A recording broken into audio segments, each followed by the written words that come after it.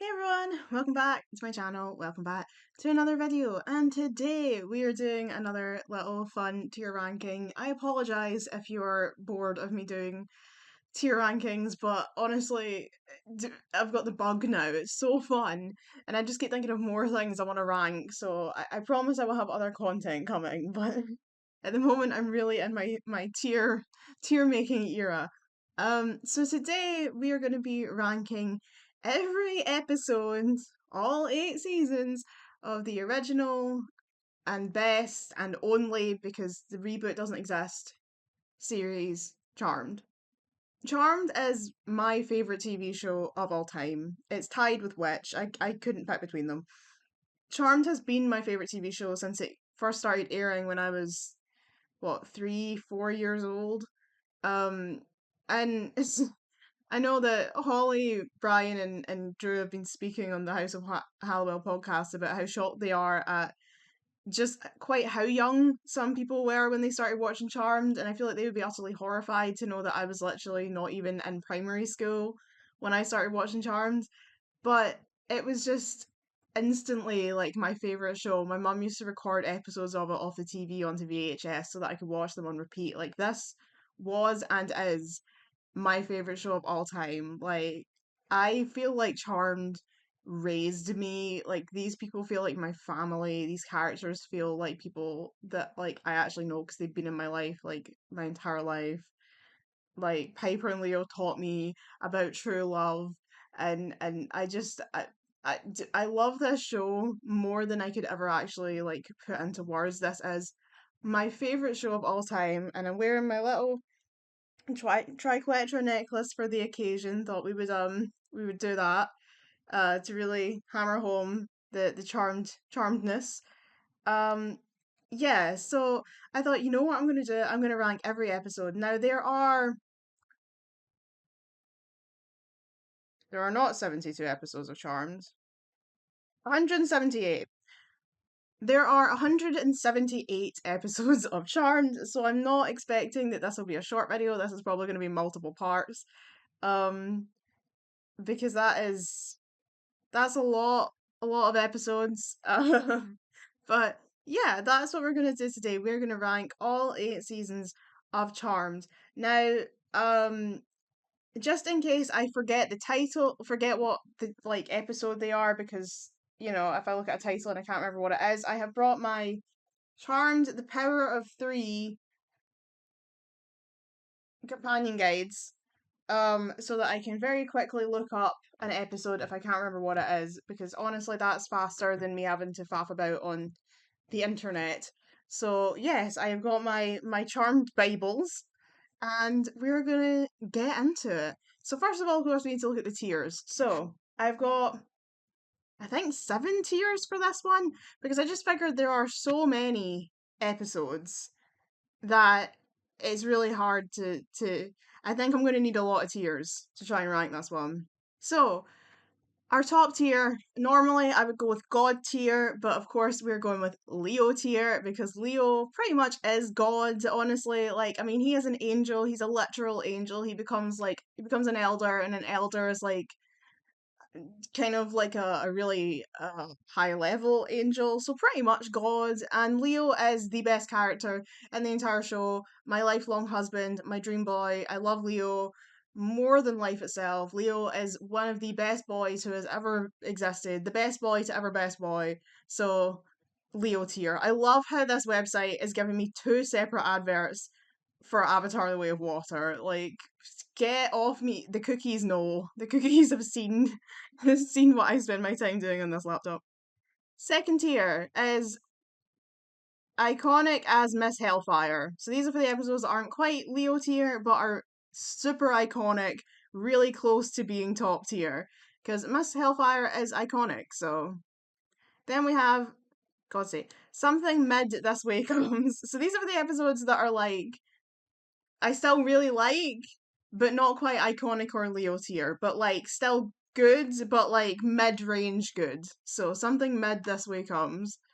Then we have Thank You Nexus. Thank You Nexus.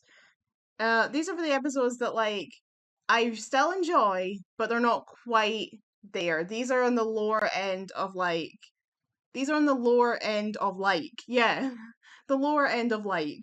So like thank you because I enjoy you, but next.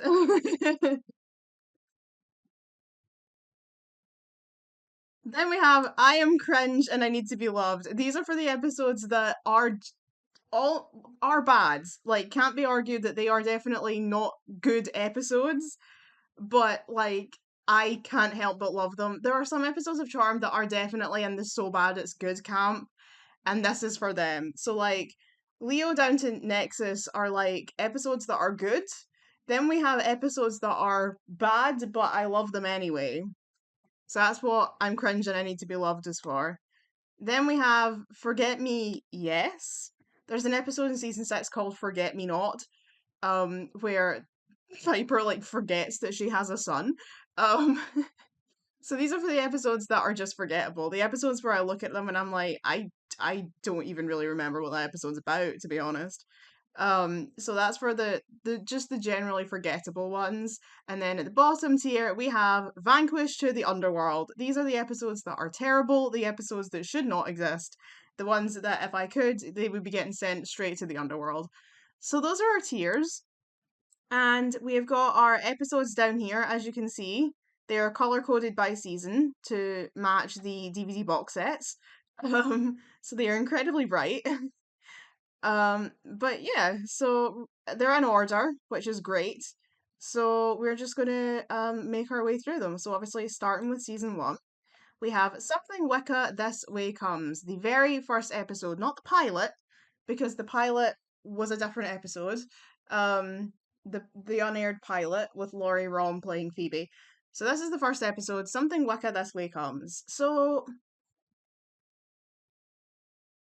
it's definitely a good episode. Like as I think first episodes of TV shows are sort of like I feel like you have to look at them in a different way because the first episode of a TV show has a very clear job that it has to do.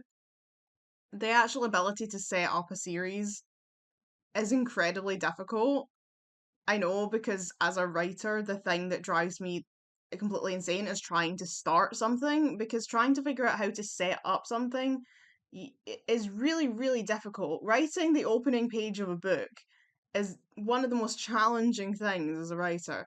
So trying to set up a series and try and get all the information you need to get across is incredibly difficult. And I think as a first episode, Something Wicked This Way Comes definitely does it. But I'm trying to decide, do I think it's mid-range or iconic?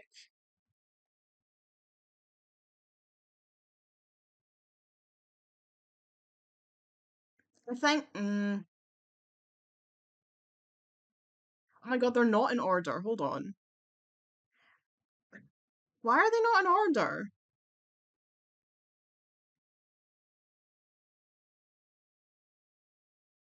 Huh. Well, anyway, it's a good job I know the order, eh? So, I just noticed, like, they were supposed to be in order. Oh god, anyway, right. I might move it, but I think for now I'm going to put it in Something Mid This Way Comes because it is a fantastic first episode, but I don't know if I would call it. But I feel bad about that. Oh, this is going well. We're stuck on the very first one. No, right. You know what? I might move it. It depends what else goes in the row. It's the very first one. I'm going to put it in iconic because as a first episode, it is a really, really good first episode. Very, very strong first episode. Some very iconic scenes. Yeah, okay. I'm going to put it in iconic as Miss Hellfire for now, but it might move. Okay, next episode is I've Got You Under My Skin. Now, we're already having to pull up this because I know that that's the second episode, but do I remember for the life of me what it's about? Okay, so even reading the description of that episode, it doesn't really. Ring a huge amount of bells for me, so I'm gonna say that that one must be a Forget Me Yes, otherwise I would have a stronger memory of it. I do remember it, because it's when Piper becomes the manager of Quake, Prue gets her job at Buckland's. Piper is like afraid to go in a church because she thinks that she's gonna like burn, which is really weird because they specifically kept Christianity out of the series. That's a lot, I think. Like they didn't really ever talk about religion in the series because obviously they are Wicca. Like their religion is Wicca, so there's no point in them talking about Christianity because they are Wiccans. So I feel like Piper being afraid to go into a church is really bizarre because there was never ever any other reference in the series that the girls were supposed to be Christians because they were Wiccans. They were raised that way, so very odd. Um, yeah, yeah, and then at the end she finally goes into the church and doesn't catch fire, and that's odd. I find that really odd. But yeah, the episode I'm going to put in Forget Me Yes because I don't really remember or care about it. Um, then we've got Thank You for Not Morphing. So Thank You for Not Morphing is an odd one because it's got the wrong dad, and because of that, I find it really, really difficult to watch. So the guy that played the dad, played their father, Victor Bennett, in episode 3, is not James Reed, the man who played him for the entire rest of the series. And he's very, very different in character. Victor was the Victor for the rest of the series was like he's a good man, a good father, he loves his children. He's just got a lot of hang ups about the fact that his wife left him for the white lighter. And that's fair. That's completely fair. We can't really judge him for that. But he was always a nice man, whereas the Victor that they wrote in episode 3 was like kind of a smarmy douchebag. And I just kind of because of that episode, I sort of I usually skip it because it just doesn't feel like it should exist because it's basically it feels like an alternate reality episode because the father is the wrong actor. He doesn't even look they don't even look anything alike. Like the Victor James Reed doesn't look anything like the man who I can't remember his name. They had him on the House of Halliwell podcast, but I can't remember his name. The guy that played the Victor in this episode. But he's just completely different and as a result, I find that episode just kind of impossible to watch. So I'm gonna put it in Vanquished to the Underworld because it's just really not I can't watch it because it's wrong. The episode is wrong. It's wrong. It doesn't make sense. It doesn't fit in with the characterization of Victor that we get later in the series. So and no, I don't like it. I don't like it. Bad episode. Probably wouldn't have been so bad. It's only bad in retrospect. It probably would have been fine if they hadn't went and changed the dad so much later on. But because of that, really difficult to watch it because it just doesn't make any sense. Um, okay, so then we've got Dead Man Dating. I'm sure. Yeah, just a general list now that they're not in order. Okay.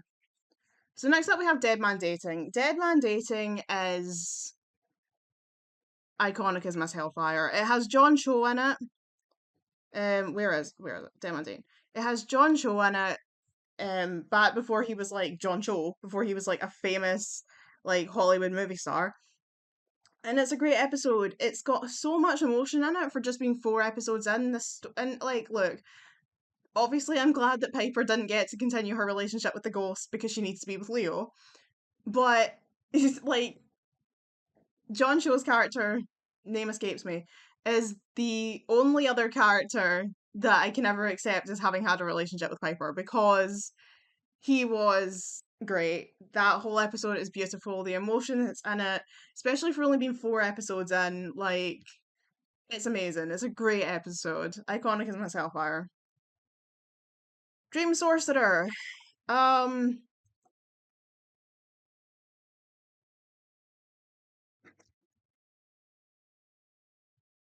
Forget Me Yes. I don't really remember a lot about that episode. When they were talking about it on the House of Halliwell podcast, I was like, my memory of this is vague. Um, and as a result, it probably isn't a very good episode. Otherwise, I would remember it more. Um, Yeah, it's just a yeah, no, I would say it's a pretty forgettable episode, to be honest. Holly was right. Holly was right. There's not a lot of good to say about Dream Sorcerer, so it's going and Forget Me Yes. The next one, oh god, the next one is Wedding from Hell, and it is obviously going straight into Vanquished to the Underworld. There is actually a bit in this book where they talk about like the actual producers or the writers of the show say something about like some episodes being real clunkers, and they cite Wedding from Hell as being one of those episodes, as being one of the worst episodes they ever made, like a genuinely bad episode. They admit that. And Holly and Drew and Ryan all say in the podcast, like, yeah, this episode was pretty bad. And when one of the Uber fans came on and said that he really liked Wedding from Hell, Holly just went, why? Like, why would you do that? And it's true, it's a bad episode. The only good thing about that episode is the very pretty house. But no, Wedding from Hell is a terrible episode, so straight into Vanquish to the Underworld. The Fourth Sister. It's not my fave. And obviously the title I always think is a bit odd because like I get the idea it's because this girl like Aviva wants to be like one of the Halliwell sisters, but obviously Paige is the fourth sister, as we find out later. But she didn't exist yet. But I think I'm gonna put this one in Thank You Nexus because it's not bad. It's definitely not a bad episode, and Danielle Harris is really good in it. But it's not a fave of mine, but it's not bad. So it needs to go into the yellow tiers, the yellow orange tiers, but at the bottom of the yellow orange tiers. The truth is out there and it hurts. So this is the one where they cast the truth spell, and it's also when Piper and Leo first kiss because she cast the truth spell on him, and she's like, "What do you think of girls who make the first move?" And he's like, "I'm still waiting for someone to do it." Um, that scene alone makes this a great episode. Um, Plus, there's the whole thing where Prue tells Andy about I'm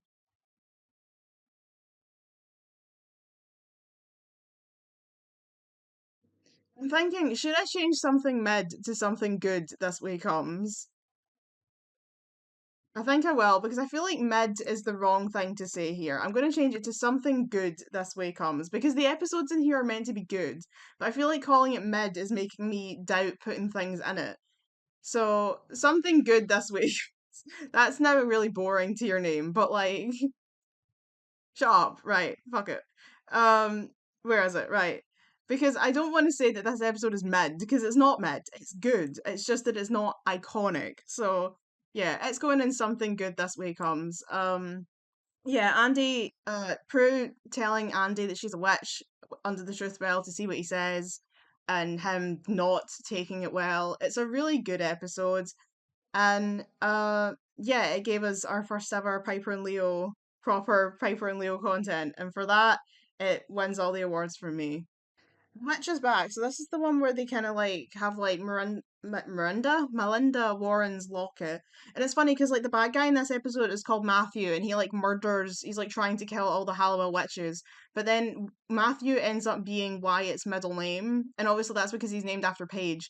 But there's something kind of funny about the fact that like Matthew was like a Halliwell witch murdering warlock. I think he was a warlock, but then they ended up naming one of the Halliwell children the same name as her. Weird. Um, Thank you Nexus for this one. Not a fave, but not bad either. Wicca Envy. So this is one where like Rex Buckland and Hannah Webster are like framing Prue for murder over some kind of tiara or something. Um,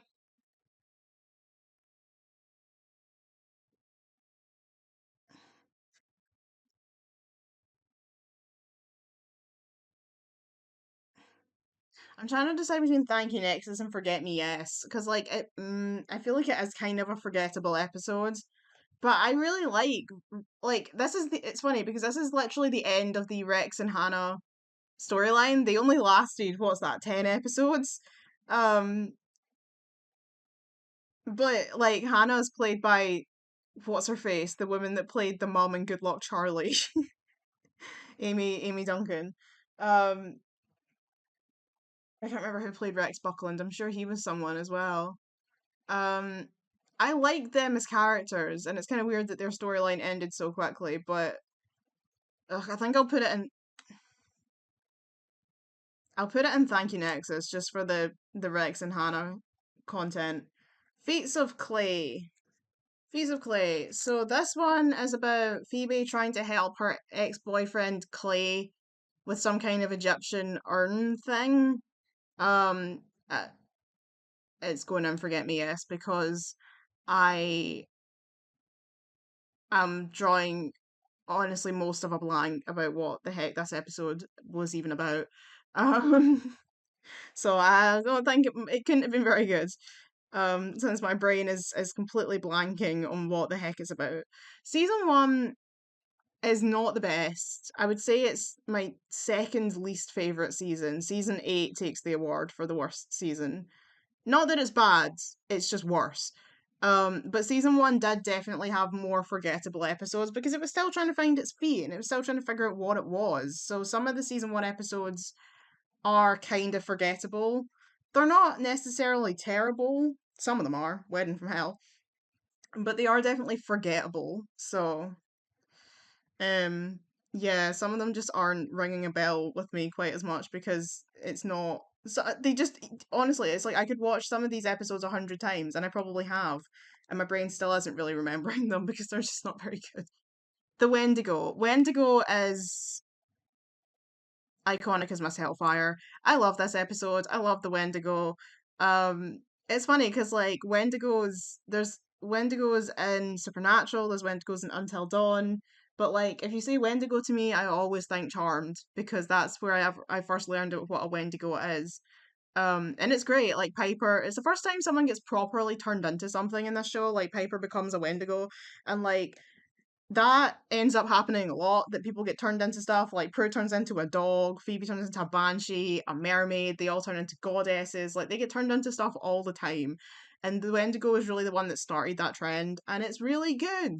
It's really good. I love that episode. So I'm putting an iconic.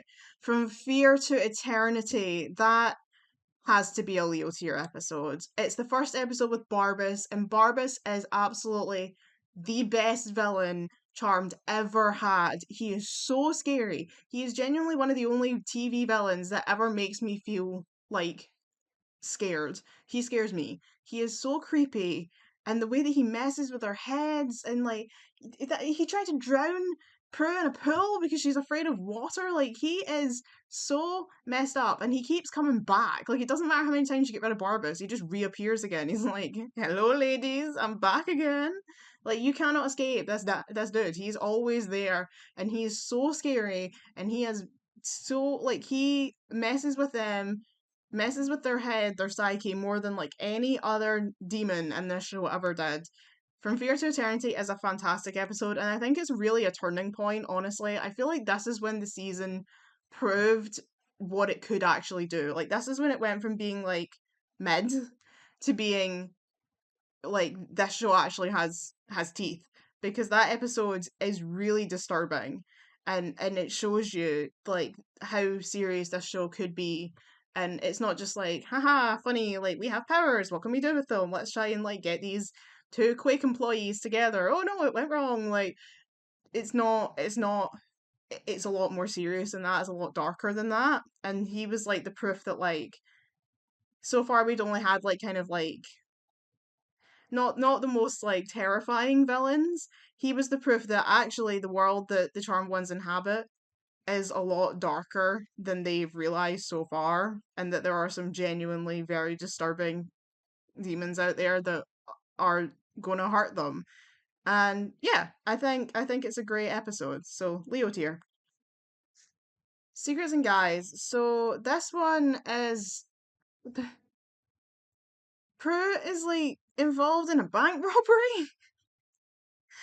Andy, and there's like a guy with explosive side to him, and they have to do a bank robbery. But honestly, the thing I remember this episode the most is the fact that this is the one where Phoebe finds out that Leo is a white lighter, because we found out in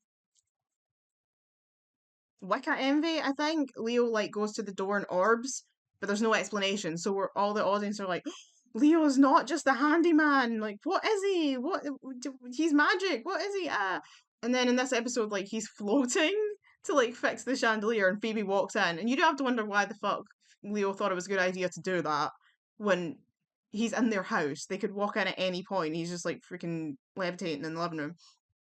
But anyway, it turns out, of course, that he's a white lighter, and he tells Piper that he can't see her anymore because, well, she doesn't know this yet, but white lighters aren't supposed to see witches. Um, so he probably wouldn't have started a relationship with her if she hadn't cast the truth spell, because he was probably trying to like keep his distance because he's a white lighter. So now he's trying to break it off with her, and then Phoebe tries to tell them that he's a white lighter, and they're like, "Lol, don't be silly." Um, but she's right. She's right. But other than that, other than the Leo part, the main part of this episode is pretty forgettable. So I think forget me yes for this one. Is there a Woogie in the house? So the thing about this one is that it has my favorite spell of all time. Like this, because it's like poetry. I am light, I am one too strong to fight. Go back to dark where shadows dwell. You cannot have this Hallowell. So go away and leave my sight and take with you this endless night. Fantastic spell. So good. I love that spell. It's beautiful. And I love the idea that like as a child Phoebe thought there was something evil in the basement, and obviously it's like it's like, no, of course there's not something evil in the basement. This idea of like the monster under the bed or the monster in the closet, and like her dad was like, no, like of course there's not something in the basement, but of course the reality is that there was always something in the basement. It's the Nexus. And like their house is full of demons. Like they are the charmed ones. Their house is full of demons all the time. So, and they have to vanquish this Woogie. They call him the Woogie Man, because that's what Phoebe called him as a kid. But like, I can't remember if he does have like an actual name, but they call him the Woogie Man. And Phoebe has to cast this spell to like destroy this Woogie Man that's been like taunting her since she was a child. And it's a really good episode, so I'm gonna put it in something good this way comes, because I really like this episode. Actually, I don't think it's iconic, but it's very good. Which Prue is it anyway? So in this one, Prue like manages to create copies of herself. They wear slightly different colored cardigans in order to tell them apart. And yeah, it's just kind of this chaotic thing where like there's three Prues running around. It's fun. It's a fun episode. I like it. I don't really have a lot to say about it other than it's fun. So I'm going to put it in something good this becomes, because it's a good episode and I like it. That 70s episode. This is when they go back to the 70s. We meet like Grams and Patty. Um, I would say for giving us Grams and Patty, this episode probably goes into iconic as Miss Hellfire, because that big van outside making a lot of noise. It is really good getting to see those characters, because Grams and Patty end up becoming like so important to the series as it goes on, that like I think it's really good to get to see them, and it gives us so much more understanding of the girls. Um to see their mum and their gran, because they talk a lot obviously in the early episodes about their mum and their grams, and to actually see them and to understand what that relationship was like, and to understand the impact that they had on them and how they've ended up the way that they are, and the way that their loss impacted them. I think that's really good. Yeah, I think that's a really, really strong episode. When bad but bleh, bleh. When bad warlocks go good, I think I'm gonna put this one in Thank You Nexus. It's fine, but it's not my fave. So it's going in fine.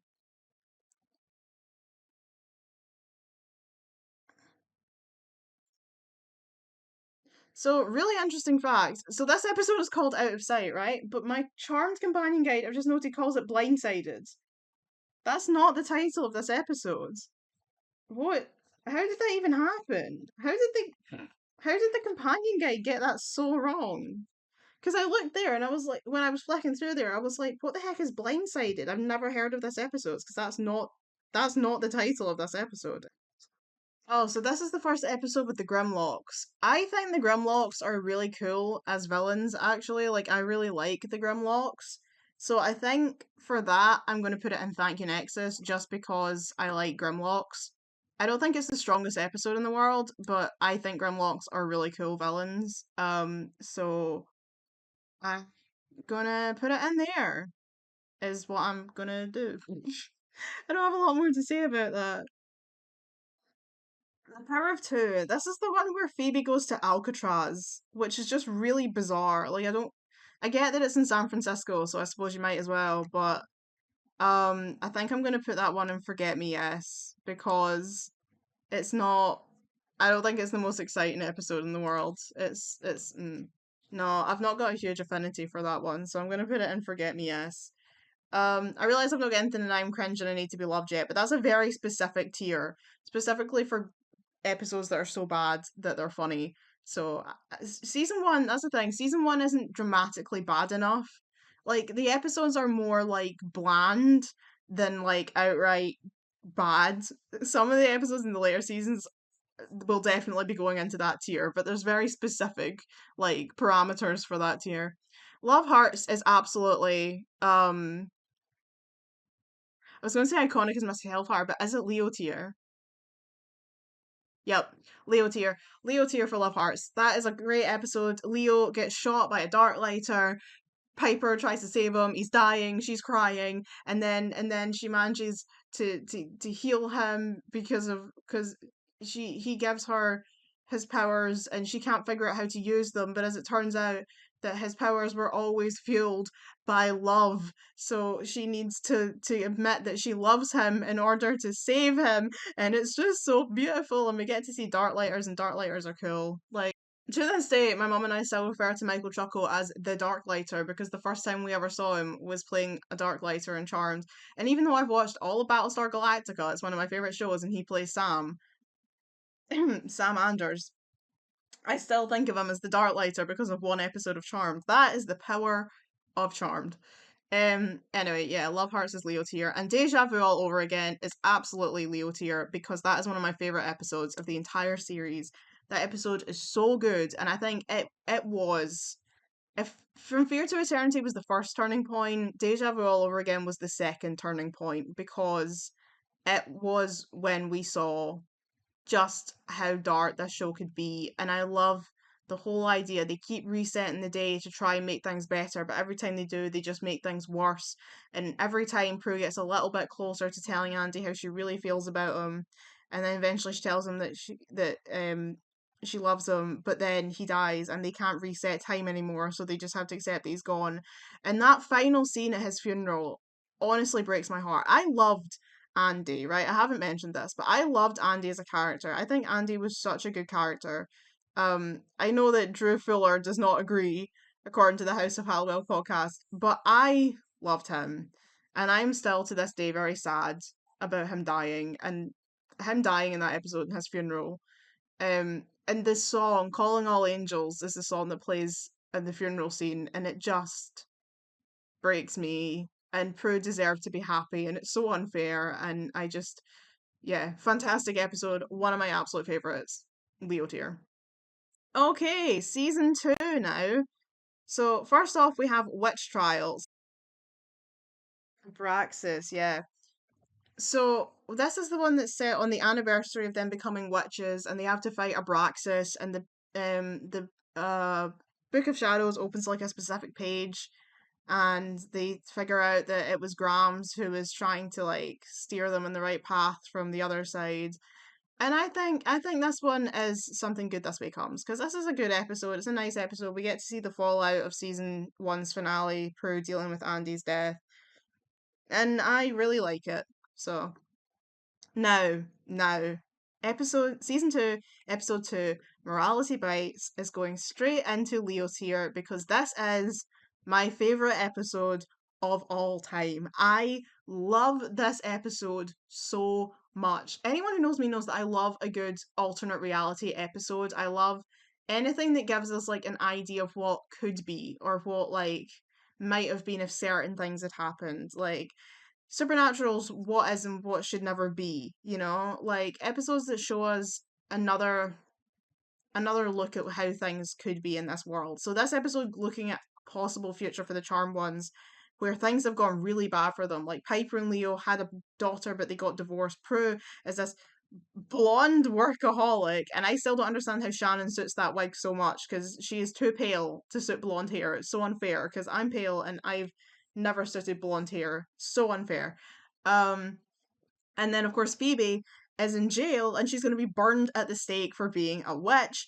And they spend, like, it's so good. Like, when Piper freezes everyone and Leo comes out and starts yelling at her, and he's, like, got, like, an underground, like, witches like sanctuary and P3, and he doesn't believe that they're from the past, and then she kisses him and he's like, you haven't kissed me like that in 20 years. And then they find out that he was the one that turned the book to the future spell, and they have this whole plan to go and break Phoebe out of jail, and they get into the jail and Phoebe's like, no, I have to die, like this is, we have to, that it has to be this way, I have to face the punishment for what I did, like I killed a man, I need to do it. So then they hug and she like gets on, she stands in the fire and she's literally burning at the stake, and then they go back to the past, and oh, it's the best episode. I could watch this on repeat for the rest of my life. Like, I love this episode so much. Absolutely. Honestly, it should have its own tier. It should have Morality Bites tier because it's the best. But yeah, that's how I feel about it. That painted world, or the painted world, they get stuck in a painting, and which is also the plot of an episode of Witch. And it's funny sometimes how Charmed and Witch do seem to cross over. They have similar plots every now and then. Uh, but yeah, they get stuck in a painting, and I actually really like this episode, so I'm gonna put it in something good this way comes. I really like this episode. Honestly, I think it's good. I enjoy it.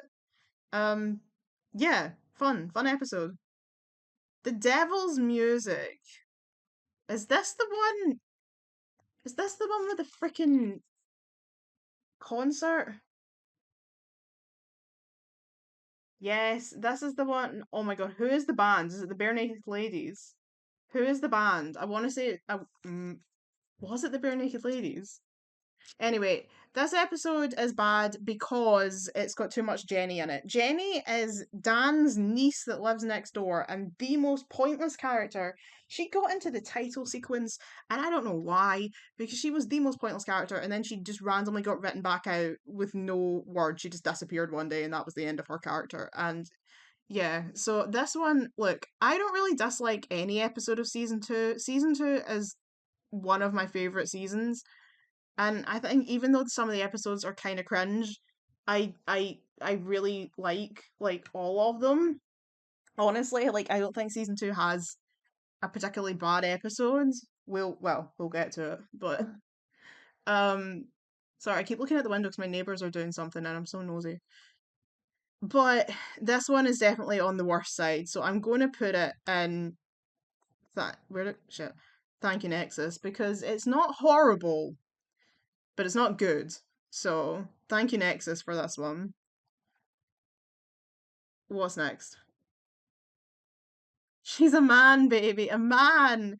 So this one is where Prue gets turned into a man and then has to go to a dating agency as a man, and she's got a beard and they're calling her Manny, and it's just so silly. It's so silly. God, I can't wait until I get far enough ahead. I'm really far behind in the House of Hallowell podcast. I cannot wait until we get to that episode and I get to hear them talk about Shannon Dorsey getting turned into a man because, like, what the hell? Um,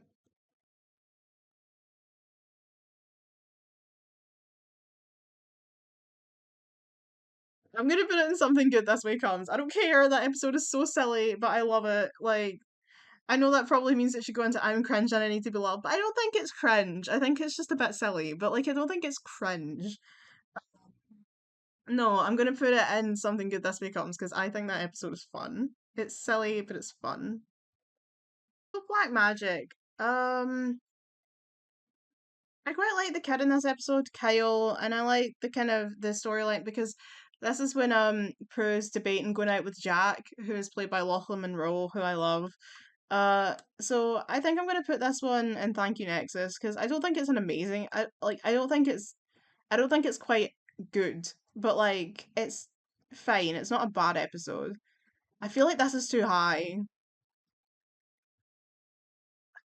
I feel like I need another tier for this one because it's not forgettable. I just don't like it. No, right. It needs to stay there, but just understand that this is at the very, very bottom of Thank You Nexus, okay? You just need to understand that. They're everywhere. What? This is such a generic title. I always forget what this episode's about. Oh yeah, we find out that Jack. That's right. They think that Jack is a demon because they keep seeing him in two different places at once, but it turns out that he's just got a twin brother. So silly.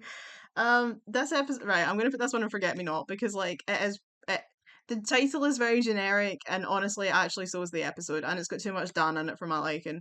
That is the thing. I really like season two as a season, but I hate Dan. Dan is one of my most hated characters in the whole show, and I know you'd think that like as a kid, I hated him because he got in the way of Piper and Leo's relationship, and you think as I got older, I would realize that like you know what like that's not a reason to hate someone, and it's not. But I still don't like him. I still hate him. I hate him for constantly going on and on and on about thinking that Leo is up to something and just he never trusts Piper. Like Piper says, like, I know who Leo is. I trust Leo. You just need to like accept him and stop being weird. And he's like, no. And then he starts like investigating him. I guess his brother who's like a DA to like look up shit. And then he punches Leo in P3. And I'm like, can you just leave this guy alone? Like, how is this good? How is this supposed to be? How are you supposed to be a good boyfriend if you're going around beating up your girlfriend's friend? Like, regardless of whether Leo's her ex or not, she clearly likes having Leo around. So, like, ugh. I hate Dan. I hate Dan. I hate him so much. So, too much Dan in this episode for my liking. P3H2O. This is the episode where we get to see Sam, who is Paige's father, although we don't know that yet, but the white lighter that Patty Halliwell left Victor for. And we get to find out more about why Prue is afraid of water because their mother was killed by a water demon. Um uh like a water monster. What's the? I'm trying to think of the term, but like all I'm getting is water monster, water demon. And the girls kind of have to learn to like overcome their resentment of Sam for like being part of like being the catalyst for the end of their parents' marriage and blaming him for what happened to their mother. So it's a really good episode, and actually, I think I'm going to put it in iconic as Miss Hellfire because this is a really, really good episode. Miss Hellfire.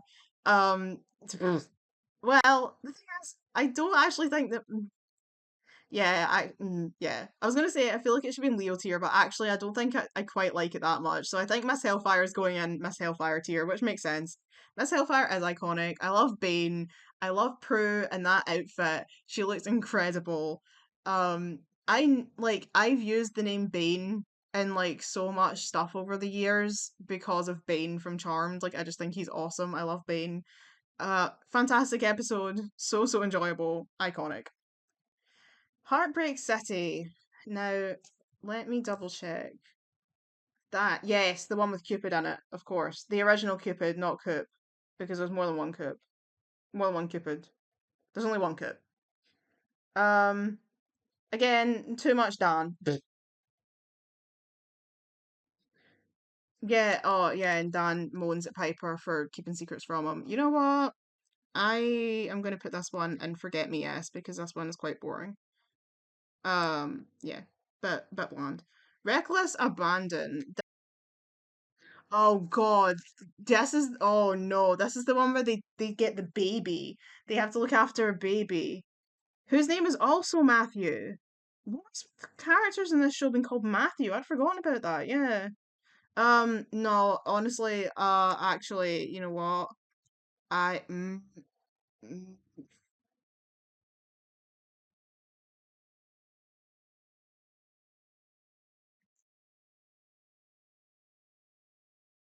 I know I said that season two doesn't have any bad episodes, but you know what? I really don't like this episode.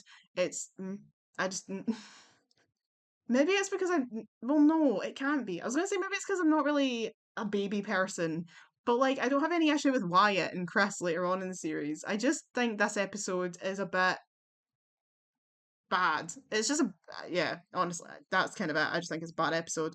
That's really all there is to that one. Okay, let's move on. Um, Awakened. Iconic as Miss Hellfire. Awakened is the one where Piper is dying. She gets some kind of, what is it? What is the virus? What is it that she gets?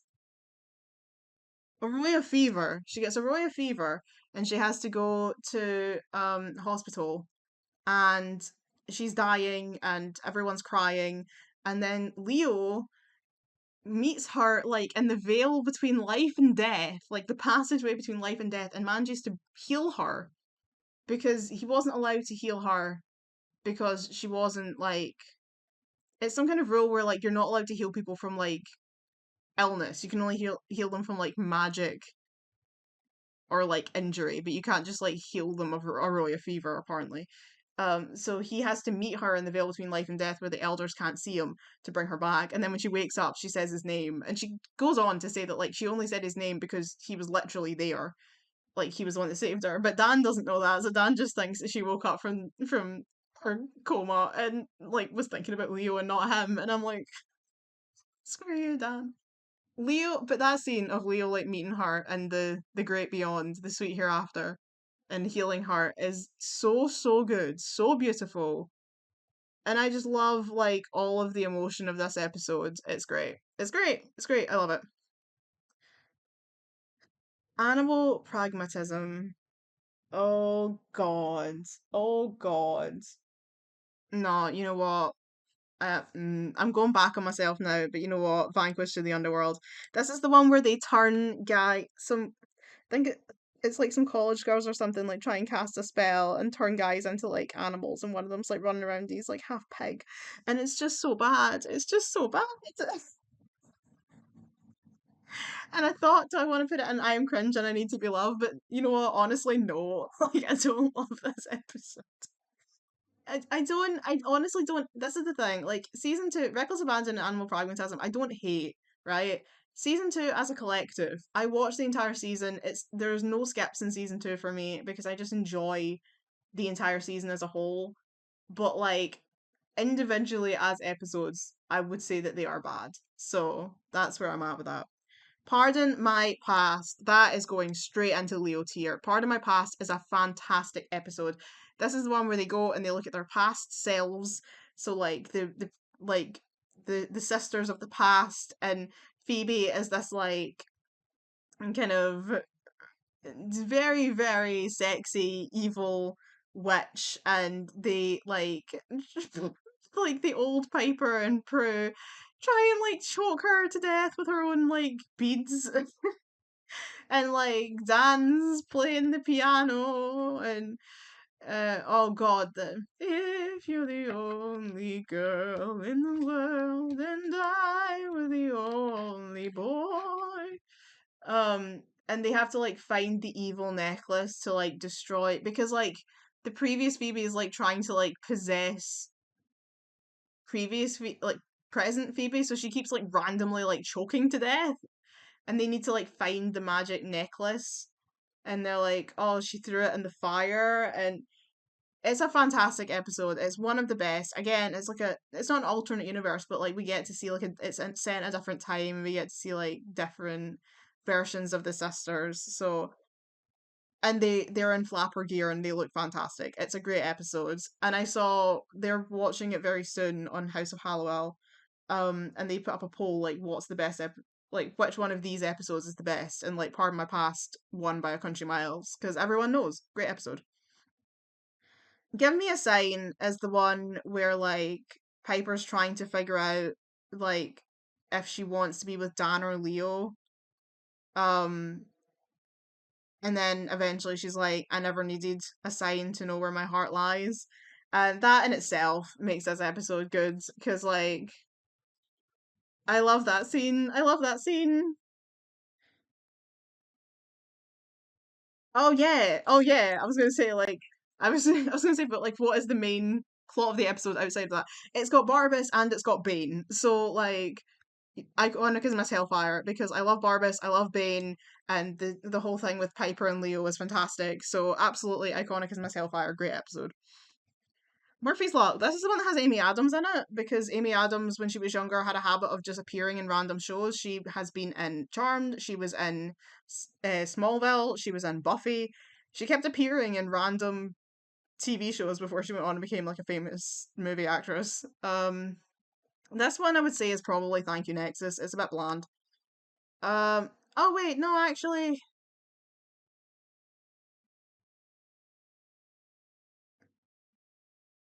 no, no. You know what? No, I'm gonna give it Something Good This Way Comes because this is the one where the demon tries to like convince Prue to like throw herself off a bridge, and that in itself is actually really powerful. This whole thing about like they like when Prue was younger, she like went through a kind of unaliving ideation and they realize that she's like going back to that bridge and that the demon's trying to like make her throw herself off the bridge. And then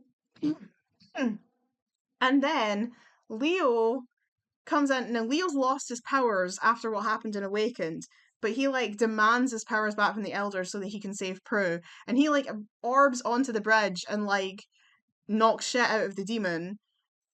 But then, of course, Piper is left confused because she's like, but I could only, the only reason we were able to be together now is because you're not a white lighter anymore, but now you're a white lighter again. So, like, what are we gonna do? Yeah, actually, no, that's a good episode. Yeah, no, it's not bland. I've just forgotten what it's about. Something good this becomes. I'm not gonna say it's as iconic as Miss Hellfire, but it's actually a very good episode. Okay, now that's one we have to talk about. How to make a quilt out of Americans. And this is the very first one going into I am cringe and I need to be loved. So this is an episode that also in this book they said was a one that they regret because it's so bad. Basically, the charm ones go to visit their aunt, whoever the hell, and find out that her and her little group of golden girls are like using magic to like drain life from like younger people to keep themselves young, but like then but to do that they like sell their souls to a demon and then like all our wee friends start like crumbling to ash. It's honestly terrible. I'm not gonna lie, it's a terrible, terrible episode. But I actually really enjoy it. Like I really like this episode, even though it's awful. Like objectively, 100%, this is a terrible episode. But I like it. I really I enjoy this episode, even though it sucks. So it's I am cringe and I need to be loved. It's the first one going into that tier. Yeah, I can't help it. I like this episode. Sue me. Check Fleck. Check Fleck is iconic as Miss Hellfire. This is the one of the ones that my mum taped for me as a kid and I used to watch over and over again. The girls get attacked by like creatures from movies. So Phoebe is obsessed with this movie called, oh no, what is it called?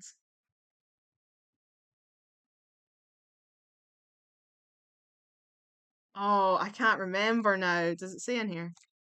Kill it before it dies. Kill it before it dies.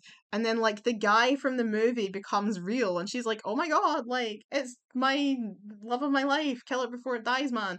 But then all these other people from movies start showing up and like they're getting attacked and then there's that bit where like Piper climbs in the goes into the bathroom and hides in the shower and then she's like, "I'm being chased by movie villains and I hide in the shower."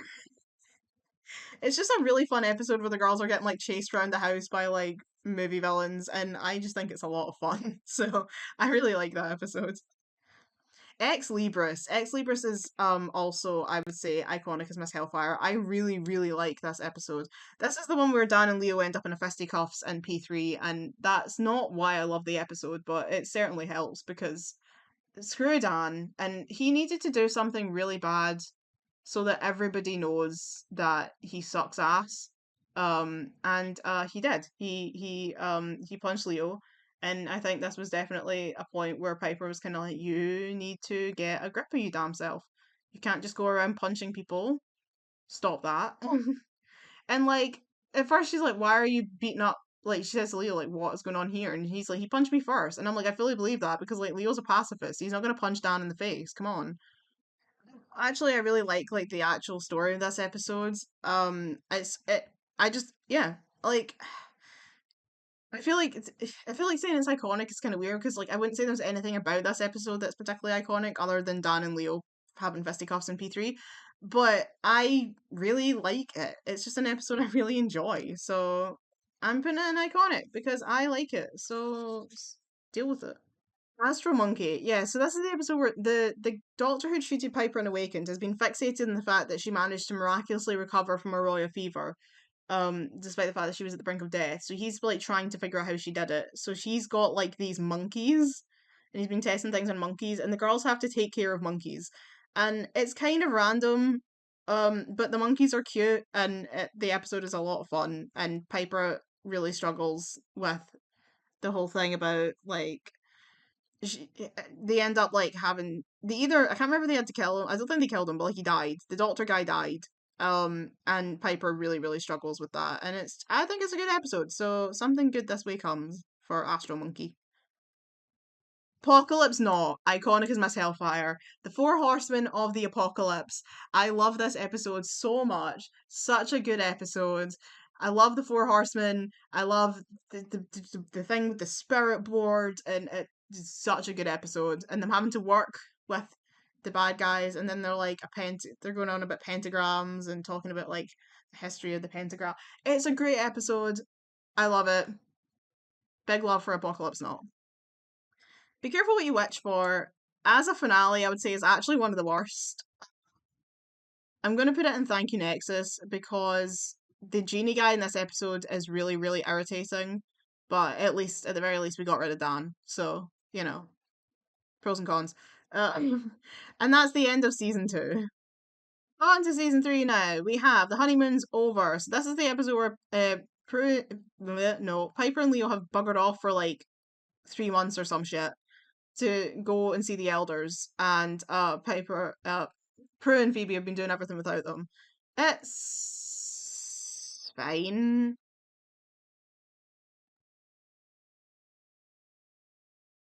Probably something good this way comes for this episode. It's fine. Magic Hour. This is the one with the rutabaga. So Piper and Leo are trying to get married, and they're trying to hide it from the elders by calling it a rutabaga. I would say this one is also something good this way comes. I really like this episode. It's fun. And oh no, it's got some really nice scenes. I like this episode a lot. The other plot though of this episode is about like this couple where one of them was an owl by day and the other one's like a wolf at night, so like they're never human at the same time, and it like teaches Piper and Leo about like the difficulty of like forbidden love, which is kind of a silly plot, but the episode itself is actually quite good despite how silly it sounds. Once upon a time, something good this becomes the thing about this episode, right? So the plot with the fairies is kind of silly, right? The whole thing about the in-betweens and like Prue and Phoebe get turned into children and they're like running around and talking like complete mans. But that's really fun. Like it's silly. And I think if that was just the plot, I think if that was the only part of this episode, I'd probably put it in I am cringe and I need to be loved because it is kind of cringy and silly. But what makes this episode incredible is this is the episode where so Leo Piper and Leo tried to get married in the previous episode, but the elders realized and they pulled Leo back to elderdom, um, and prevented them from being able to get married. And Piper has this incredible speech in this episode where she goes out. She's in the P3 car park and she gets knocked over by like the goblins, and she's like, "I bet you think this is real funny, don't you? You have to send." I can't remember what the line is. You have to send something to kick me while I am down. I am a good person. I am a good witch, and damn it, I would have made a great wife. And how dare you take that from me? I deserve, no, I demand that you send Leo back to me. I am going to stand in this very spot until you send Leo back to me. And it is one of my favorite scenes of the entire show. It is so beautiful. I love it so much. And I think that because of that, I'm going to end something good this becomes because that scene itself, iconic as Miss Hellfire. But the rest of the episodes, kind of silly. So we're giving it a mid ground of something good this becomes. All Halloween's Eve, they go back to like the medieval times. And it's fun. And Phoebe finds out that her future person, her future soulmate, his name begins with a C, and she thinks it means Cole. And whether you ascribe to that or not, because it technically could also mean Coop, but it could mean Cole, and it's really up to you what way you want to look at that.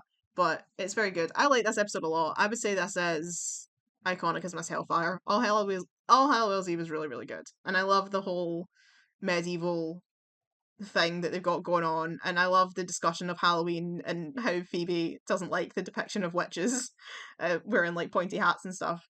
A lot of fun.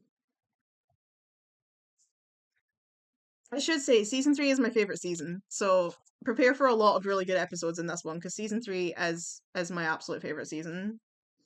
Oh right, I was trying to remember what Sight Unseen is about. This is the one where there's like all these kind of strange things happening around the house, so they think that there's like a demon after them, and they find out there is a demon called Balthazar. Balthazar. The pronunciation of that name, like it is definitely canonically Balthazar, but I've always said Balthazar, which is like an actual like biblical name, but it's not, it's Balthazar, and I really need to get my brain to accept that it's not Balthazar, it's Balthazar.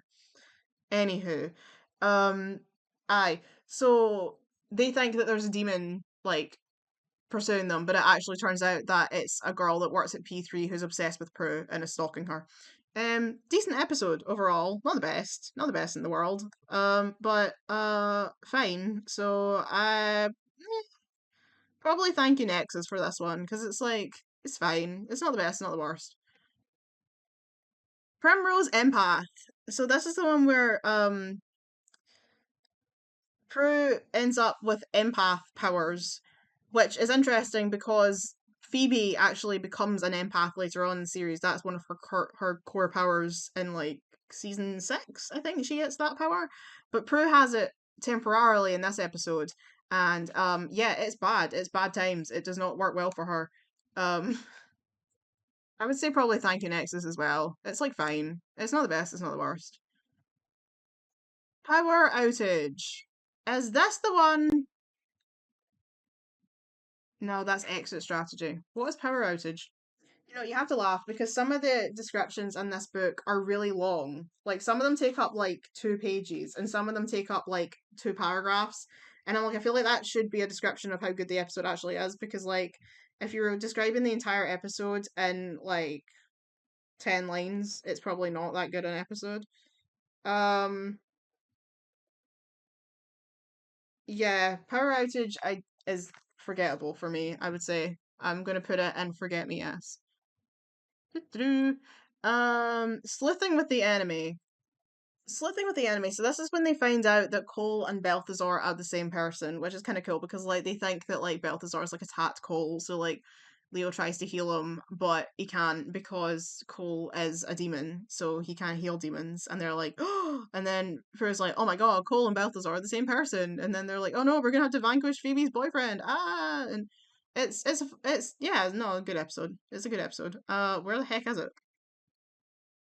There we are. Sleuthing with the enemy. Something good this way comes for this one. Coyote Piper. Coyote Piper. Iconic as Miss Hellfire. This episode is so or is it Leo tier? You know what? Leo tier, actually. Um I love this episode because yeah, no, I really do. I really do love this episode. Not just because of Piper's coyote dance, which is iconic, and it's so funny because like people keep asking Holly to do that at conventions. She doesn't know the dance. She's like, I don't remember the dance. I did it once. Like, I don't know the dance.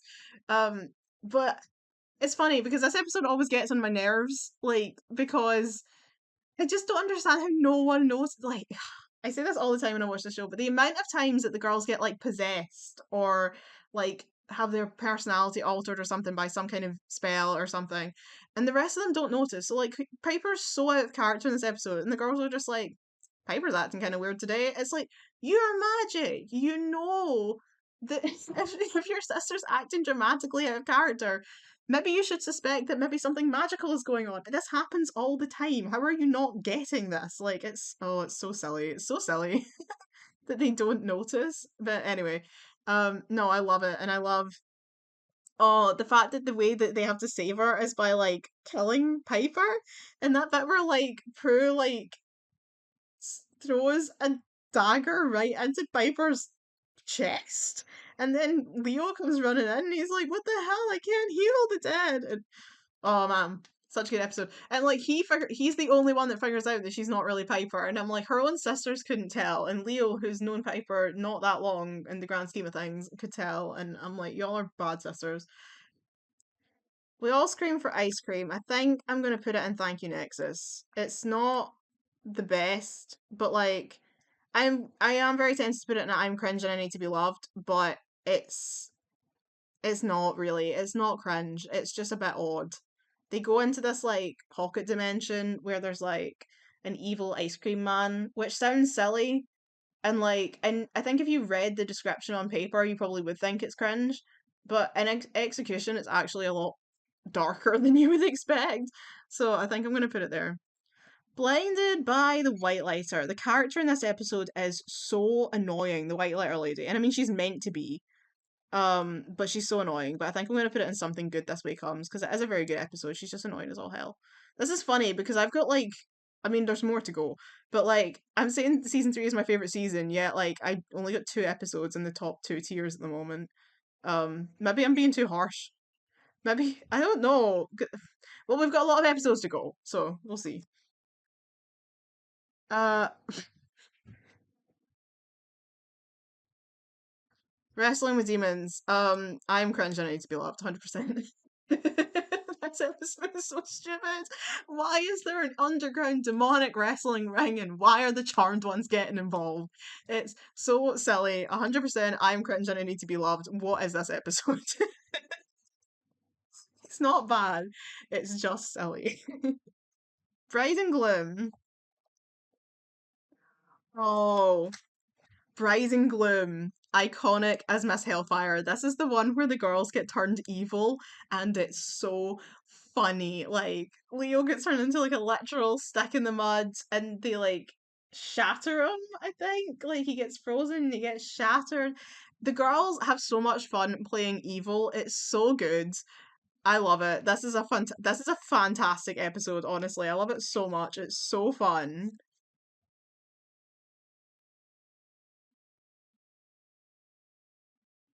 And they get to use like demonic powers, so they can blink, which is so oh, I love it. Such a good episode. Riding Gloom is great. The Good, the Bad, and the Cursed. This one for me is Leo tier. The Prue and Cole of all people go back to the Wild West to try and break a curse that has caused this town to be stuck in a time loop forever.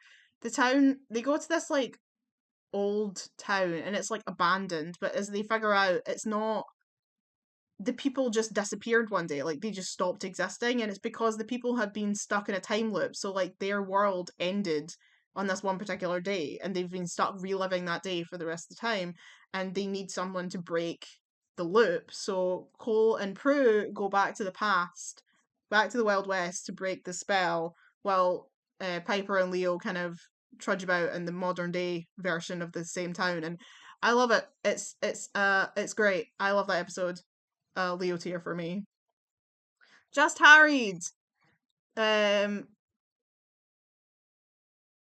I want to say Leo tier because it's Piper and Leo's wedding, but the thing that bothers me about about Just Harried is that it's honestly more heavy on Prue than it is Piper and Leo, despite it being their wedding.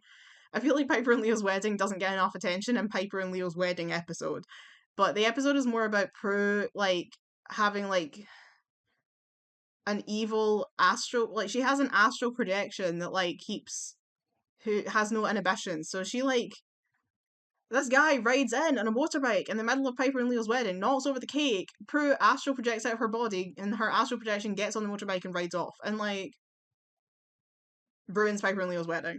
So It's the only reason it's not going in Leo tier is because I feel like it's got too much. And I love Prue. Don't get me wrong. Like I absolutely adore Prue, but I feel like Piper and Leo. I don't like it because Piper and Leo deserved, after everything they've been through, they deserve to have a nice stress-free wedding and not have Prue's astral projection knocking over the cake and ruining everything. Death takes a Halliwell. So this is the one where the Angel of Death shows up and he takes Prue on a bit of a trip. And basically they go and visit a mausoleum and he kind of like warns her that like her death is imminent, which it is because she dies at the end of this season. The Angel of Death is a great character. I absolutely love him. I think he's a fantastic character in the whole like Charmed lore.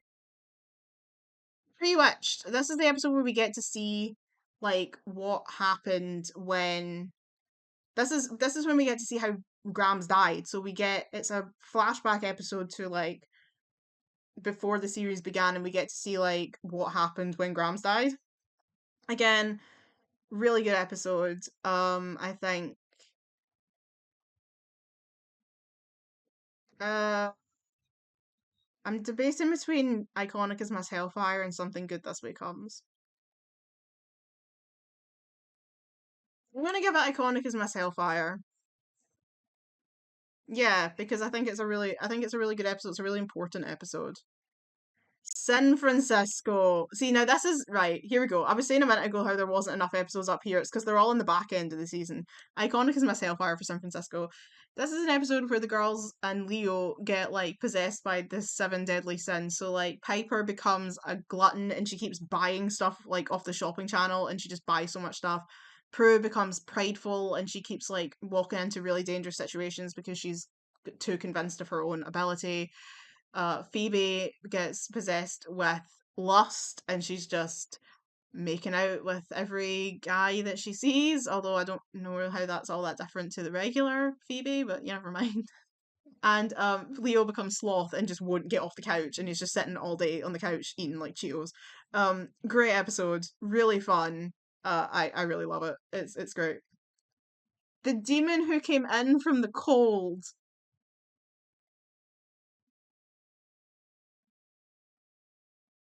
You know what, Leo tier, because this is an episode I love this one. This is when we get to see like Cole and his like band of bros from like the underworld. There's a guy. What is his name? Like I want to say it's Tarkin.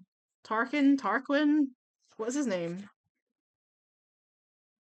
That's it. The Brotherhood of the Thorn. That's his little group of demon bros, the Brotherhood of the Thorn. I really love this episode. Honestly, I think it's fantastic. I think it's one of the best episodes, honestly. And at the end there's that whole bit where like uh there's like a demon's like impersonating Cole and says to Phoebe it's like in the safest place I know and she says the mausoleum and then she like kills him. They're like, how did you know that wasn't Cole? And she's like, because the safest place Cole knows is with me. And it's just so sweet. Like Piper and Leo are obviously my OTP, right? But I do love Phoebe and Cole. I haven't mentioned this yet, but I love Phoebe and Cole's relationship. I do think it's for the best that they didn't end up together in the end, but I love their relationship while it existed, and I love this episode as a good Phoebe and Cole episode. Exit strategy. So this is when Piper develops her explosion power, her blowing up stuff power. What's it? That's not what they call it. What the hell do they call it? I would say for this one, it's probably something good this way comes. It's like it's a fine episode. It's got a lot of Phoebe and Cole. Like the plot basically kind of follows on from the demon that came in from the cold. They're still like dealing with like the fallout of the whole Brotherhood of the Thorn thing. But like what I remember most is just Piper blowing up half the house. Like she blows up a clock, and there's like she blows up a watermelon, and like they come in, they're like, "Oh hi, was it a demon?" She's like, "No, it was watermelon." It's incredible. Look who's barking. So this is the episode where Prue turns into a dog and Phoebe turns into a banshee. And honestly, iconic as my Hellfire. It's so silly. Like, hey Cujo, who you barking at? Hey Cujo, who are you barking at? And Phoebe's home. iconic scenes, truly the best. Like, it's just such a silly, fun episode. And like the Banshee is so cool. Like, I love her. Uh, yeah, no, it's silly and I love it. And then finally, All Hell Breaks Loose, which is obviously a Leo 2 episode. All Hell Breaks Loose is one of the best episodes of the entire show. It's the episode where the girls accidentally end up with their powers being exposed, and there's like a media frenzy. Piper gets shot. Shax is the demon. He's causing a lot of trouble. Uh, Phoebe and Leo and Cole go to the underworld to try and like. No, Phoebe and Cole go to the underworld to try and like do something. I can't even remember. But when they get there, Leo shows up and he's crying. And as soon as Phoebe sees him, she knows that Piper's in trouble because nothing else would make him cry like that. And they go back and Piper's dying, and there's nothing that anyone can do.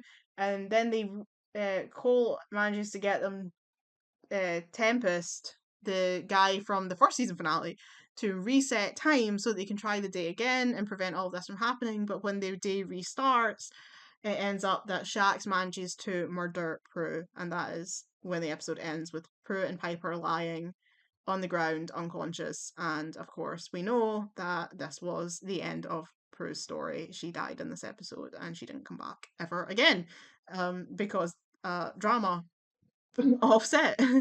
So she never came back, and that was the end of Prue. But it's Shannon Doherty directed this episode, which is funny because she directed her own death. But one of the best episodes of the entire series, absolutely. It does not have a second part. I don't care what anyone says.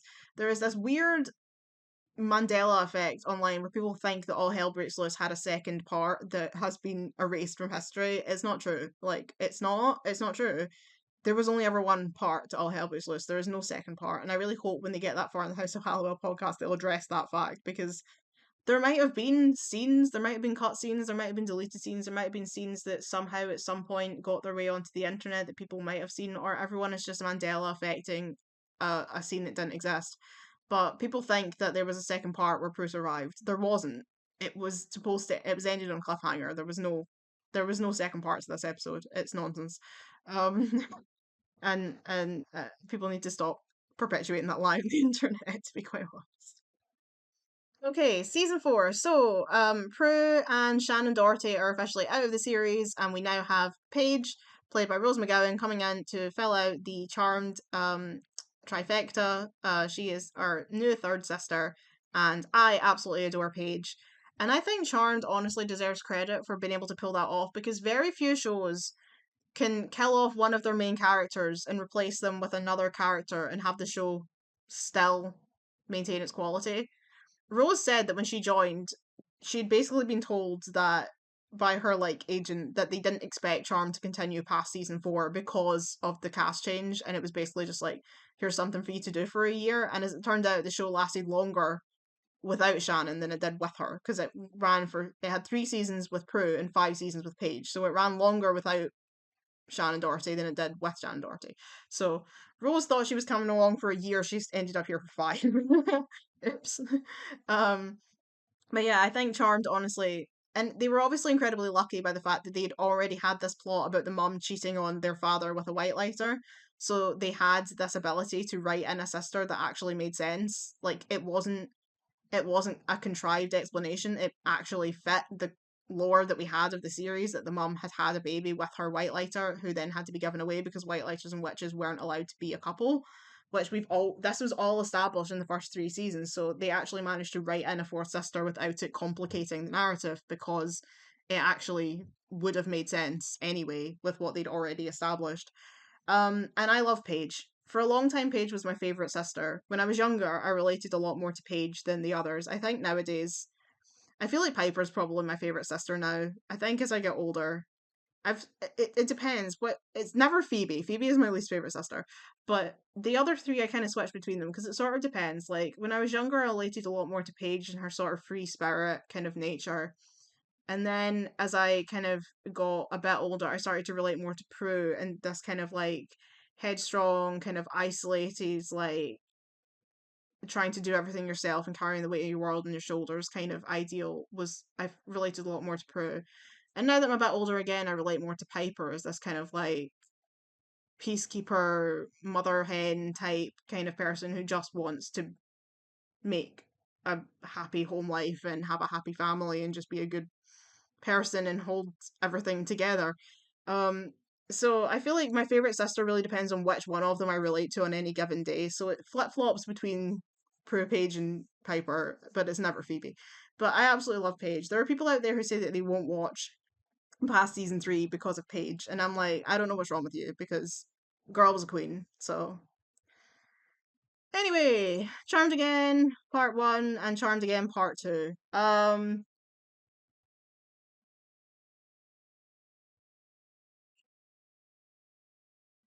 I think I'm gonna say something good this way comes. I think they had a very, very difficult challenge in these episodes of trying to get they had to obviously try and work Paige into the plot and everything. But they are I would say they are very good episodes for what they had to try and do. I wouldn't say they're iconic or Leo tier, but they're very good and they're very emotional and like getting to see Piper and Phoebe's pain, Piper especially. Piper breaks my heart in that episode. And it's a real shame because you know that Holly actually had a lot of. She was really sad about Shannon having to leave the show. So I'm sure there was a lot of like genuine pain on her side, like because she had to like lose Shannon from the series as well as losing Piper losing Prue. Um, it's really sad. But I absolutely love the bit at the end of the second episode, the of Charmed Again Part 2, and they say to Paige, why did you come to Prue's funeral? You'd never even met her. And she says, a part of me felt like I'd lost her too. And that always gets me because it's like the charm ones are so intrinsically connected that when she saw the obituary in the newspaper, she was like, I have to go to this funeral. And she didn't even know why. She didn't know why she had to go, but it was because even though she'd never met this person, she'd read her name and she was like, I've lost something here. Something's missing.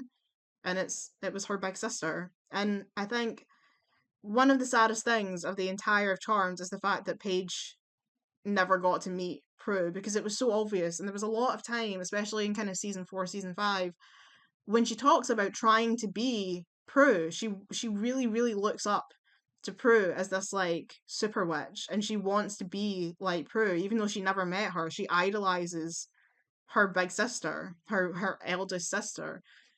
And it's just so sad because honestly, I think Prue and Paige would have got on so well. I think they had very similar personalities a lot of the time, and I think they would have had a real understanding of each other. And it's such a shame that she never got to meet her because I think they would have got on so well together. And hopefully, I know the Charm comics exist. I don't acknowledge their existence because I think they suck. But hopefully, eventually, Prue and Paige would have got to reunite because they deserve to be in each other's lives. But yeah, I think that's a really sweet moment. And it's interesting because Paige actually says that at one point when she was trying to track down her birth parents, she's like, at one point I thought I was related to the Halliwell sisters, but their mother died years ago. So at some point before the series, before season 4 began, Paige actually thought she was related to the Halliwell sisters and then talked herself out of it. And it's like, girl, you should have just went and introduced yourself. But anyway, right, next episode. It should be Hell Hath No Fury. So this episode is kind of wacky because Piper gets turned into this like weird demon with like big tattoos on her face, but it's because she is so upset about Prue's death. I'm gonna put it in something good this way comes. It's I think this episode is really emotional because like Paige realizes that the reason that Piper's consumed by this whatever it is that she's consumed by is because she's angry and she's angry, and they're like, well, yeah, she's angry because Prue's dead, and Paige realizes that she's not angry because Prue's dead, she's angry at Prue, but she doesn't know how to deal with that because she doesn't want to be angry at Prue. She doesn't want to be angry, but that's natural, and it happens with grief sometimes that you are actually angry at the person because grief is a very, very, very complicated thing, and it makes you think the most bizarre thoughts that when you're out of the grieving process, you realize we're stupid, but at the time, your brain doesn't cope. And so Paige has a scene where she's like, I understand, like when my parents died, I hated them. They left me and I hated them. It's okay to hate Prue. And Piper's like, how dare you? And Paige is kind of like looking at her, and then she turns to like Prue's like stone in the mausoleum and starts like punching it, and is like, how dare you leave me here all alone? How could she think that I could live without her? And we realized that Paige was right. Piper was mad at Prue, and she needed to admit that to herself to come back out of this thing. And it's so sad. It's such a sad episode. The beginning of season 4 is so emotional. Honestly, it's horrible. Enter the Demon. What the hell episode is this? All right, this is the episode where Paige and Phoebe swap bodies, which I think is a really crazy episode to do so early into season 4 because like they've only met Paige 3 episodes ago, and now her and Phoebe have swapped bodies. It's really funny.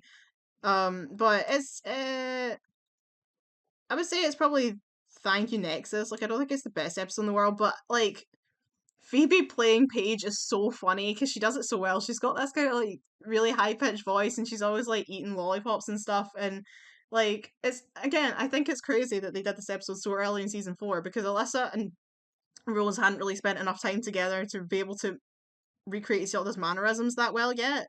But they did a really good job. It's a funny episode. Um, yeah, but it's not my fave. Size matters. This is the one where the girls get turned into like little like statues in some creepy house somewhere. Um, I think I would honestly say that this one is probably Forget Me Yes. I don't think it's a particularly memorable episode, honestly. So I'm gonna put it in Forget Me Yes. A Night to Remember. Yeah, so this is the episode where Paige like finds out that in a past life she was this lady called the Evil Enchantress, and she like turns into the Evil Enchantress, and there's like a prince, and she's like supposed to like marry the prince or something. And then the subplot is about them trying to get her to move into the manor, but she's like, I don't want to move in. Like I don't want to like I have an apartment. I don't need to be in your space all the time. Um, but it's quite a good episode overall. I'm thinking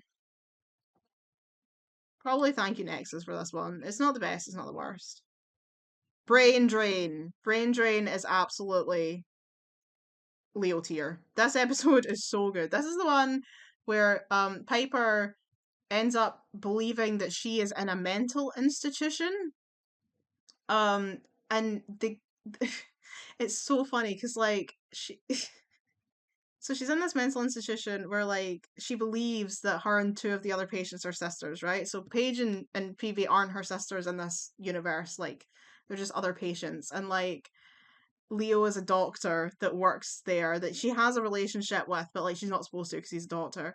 And then Piper's like, but we're like witches, and Phoebe's like, well, yeah, I'll go get the Book of Shadows, and she goes out and it's literally just a notebook that has like Book of Shadows written in the front, and it's got like crayon drawings of like Balthazar in it. And there's that bit where they're sitting, and it's like, got milk? Ooh, don't think so. It's such a funny episode, but it's sad because obviously as the episode goes on, Piper actually thinks that this is real, and she's like, the doctor, who's a demon, tells her that her only way to free herself from this is to give up her powers. Even though her powers aren't real in this universe, like to free herself psychologically, she needs to like relinquish her powers, which is obviously the demon trying to take her powers. It starts off like a really funny, like kind of like bonkers episode, but then gets really quite sad and dark by the end of it. I really like it. One of my favorites. Black is Coal. So this is the episode where Paige thinks that Cole might still be Balthazar and still killing people, but he's not. It's someone else. And at the end, they manage to vanquish Cole's um demon half, which means he's fully human. It's fine. I think I'm gonna put it. That's the wrong one. I think I'm gonna put it in Something Good This Way Comes. Muse to my ears. So this is the episode where the muse dies and everyone gets bad luck. I think. Oh, my battery's dying. Um, yeah, I think I'm gonna give this one Forget Me Yes, because I don't really. I remember it, but it's not very memorable. Page from the Past is Probably Leo tier for me, honestly. I really love this episode. I love getting to see Paige like dealing with like what happened to her parents. And I really like to see the connection between her and Leo in this episode because it's quite obvious that as much as obviously she's got sisters, Paige in season 4 honestly feels more comfortable talking to Leo about stuff, and I don't know if it's because they have the kinship of both being white lighters, or if she just finds it easier to talk to him because he's a third party, even though he's not neutral because obviously he's Piper's husband. I think she just feels like it's easier to talk to Leo about stuff than it is to talk about stuff to Piper and Phoebe, especially because they're still grieving Prue and everything's kind of difficult for them at the moment, whereas Leo's a lot easier to talk to. So her and Leo have this like really great bond during season 4, and you see it a lot in this episode. And I just really like this episode, and she finds out that the reason she survived the car accident is because she orbed, which is really cool. Trial by magic. So this is when there is this trial, and Phoebe's in like the jury, and she decides to like summon the ghost of the woman to tell them who killed her, which doesn't really sound ethical, to be completely honest. Yeah, I don't think you can do that. To be honest, I don't think that's legally allowed, but um, it's fine. Thank you, Nexus, probably for this one.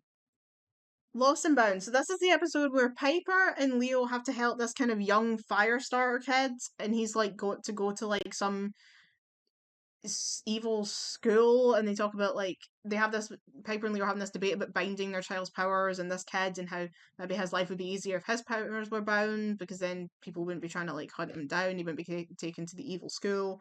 Meanwhile, Phoebe has been given Graham's engagement ring, which she doesn't realize that Graham's cursed to prevent her from ever getting married again because she'd been married something ridiculous like 7 times, and so she cursed her ring to prevent her from ever getting married again. So it turns Phoebe into Samantha from Bewitched, and this is the episode where we have the infamous "I'm making super cool, you leave it in a bowl. I guess that's my new role, just making super cool." And she turns black and white and everything. This is a great episode, actually, iconic. Iconic is my hellfire. So Charmed and Dangerous involves the Source, the Hollow, Dark Lighters, and the Seer. So there is a lot going on in this episode, and I think just on that alone, something good this way comes because there's just a lot happening right there. Actually, no, you know what? Iconic is my hellfire because everything. The Source, the Hollow, Dark Lighters, and the Seer are all iconic things, and there's just all of them in the one episode, so I'm giving that iconic as my hellfire.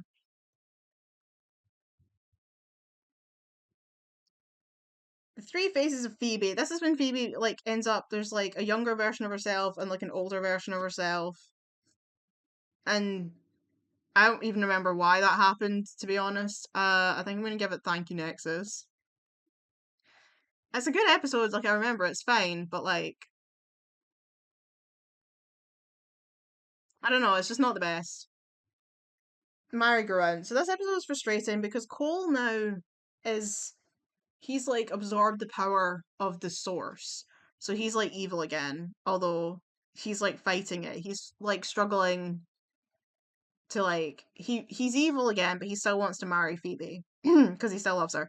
So he's decided that the best course of action, because he can't get married because he has to be the Source. So he decides to basically ruin the wedding and blame it all on Paige. And Phoebe just believes that Paige is deliberately like trying to sabotage the wedding.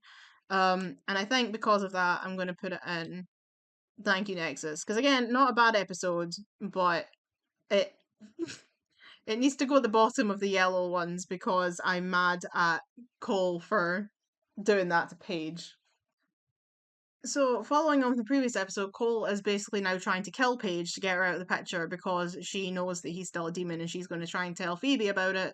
And apparently, that's just a perfectly acceptable thing to do. But overall, it is a good episode. A lot of Paige content. Um, I'm mad that Cole would do that to her. I'm going to put it in something good this way comes. Saving Private Leo.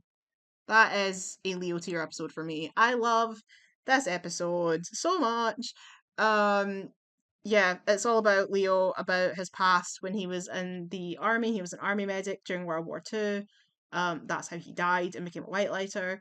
And he's supposed to be going to this World War Two reunion, even though he's obviously not aged, but he's just pretending he's his own grandson. But then, like, he loses his powers, and these ghosts from the army decide to, like, kill his charges to, like, make his life shit. And Leo just basically spends this entire episode in tears. Like, he's just crying for the entire episode, and then they murder Piper, and he's like, I can't do anything because I've lost my powers, and Paige is like, no, you haven't. You have to, like, get yourself together. We have to save Piper. Fantastic episode. I absolutely love it. And then at the very end, he does go to his reunion, and they're all like, "Are you?" He's like, "Are you kin to Leo Wyatt?" And Piper's like, "Yeah, this is his grandson." And he's like, your grandfather saved my life." And all these people come over because they're all like, "This is Leo Wyatt's grandson. Like, we need to tell you about what your grandfather did for us." And of course, Leo isn't his grandson. He is Leo Wyatt, and all these people come to tell him how he saved their lives, and how even before he was a white lighter, he was still saving lives. And that there are, he's like, these guys are like, you wouldn't, saying to, like, their own grandchildren, like, you wouldn't exist if it wasn't for this man, like, this man's grandfather, because he saved my life. Like, the only reason I was able to go on and have children is because he saved my life. And Leo realizes that, even whether he's a white lighter or not, he's always been a hero. And then this lady comes over to Piper, and she's like, "Who is that man?" And Piper goes, "My hero." And it's so beautiful. I love it. Bite me. So this is an episode where, like, Cole is, like, working with a vampire, and other than that, I can't really remember what the plot of this episode is. Um, so I'm gonna put it in Thank You Nexus because I do have a vague memory of it being a decent episode, and it's the one where at the end we find out, like, it's the one Phoebe moves out, she moves to the penthouse, Piper's sad. At the end, we find out that Phoebe's pregnant. Like, there are a lot of things I remember about this episode, and I remember I remember the vampire. It's just I can't really remember the plot. Like, other than that, I can't remember why he's working with a vampire or what the deal was. Um, we're off to see the wizard. What the fuck is this? Oh, right, yeah. So, right, yeah. So in this episode, a wizard tries to steal the grimoire, and Phoebe realizes that Cole is still evil, that he is the source. And she walks in on him, and he's trying to transfer his powers to the wizard so that he can not be the source anymore. But Phoebe ends up coming in and killing the wizard, which means that Cole is stuck with his source powers. But she decides it would be a great idea to just marry Cole and become Queen of the Underworld for some godforsaken reason. I'm gonna put this one in Thank You Nexus as well. Long Live the Queen is iconic as Miss Hellfire. Absolutely. Because this season, like, this is the episode where Phoebe becomes actual Queen of the Underworld, and she's pregnant, and the seer is, like, giving her some creepy potion, and she's gonna have baby Lucifer. I can't remember if baby Lucifer is this episode or the next episode. Giving birth to baby Lucifer! Um, but it's just iconic because we get to see Phoebe really embracing her evilness, and Phoebe was always the one that was kind of like the most susceptible to being evil. She was always the one that had like a kind of darkness within her, and she really gets to embrace it in this episode and just be the queen of darkness. Even though she still loves her sisters and she still wants to be with her sisters, and it becomes really difficult because there's this whole bit where she's like, Cole's like, you can't be a charmed one and be queen of the underworld. Like, it doesn't make sense. Like, you can't do that. The demons don't trust you if you do that. And she's like, but Cole, it's who I am. And and he's like, you're my queen. And it's so good, so good. And at the end of the episode, she realizes that this is never going to work, and they vanquish Cole again. Not for the last time, but again.